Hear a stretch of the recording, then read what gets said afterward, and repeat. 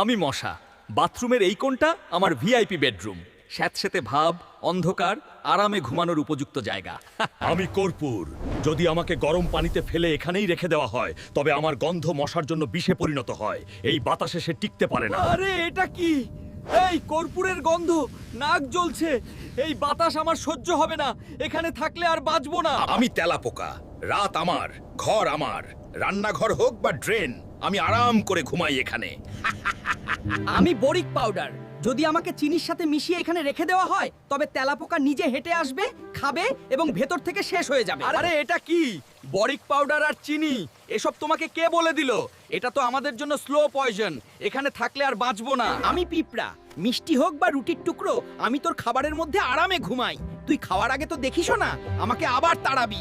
আমি হলুদ। আমাকে যদি লবণের সাথে মিশিয়ে খাবারের চারপাশে ছিটিয়ে দেওয়া হয় তবে পিঁপড়ার রাস্তা এখানেই বন্ধ হয়ে যায়। এই গন্ধ এবং টেক্সচারে সে টিকতে পারে না। আরে এটা কি? হলুদ, লবণ, এসব তোমাকে কে বলে দিল? এখানে হাঁটাও মুশকিল, খাবারও গেল, ঘুমও গেল।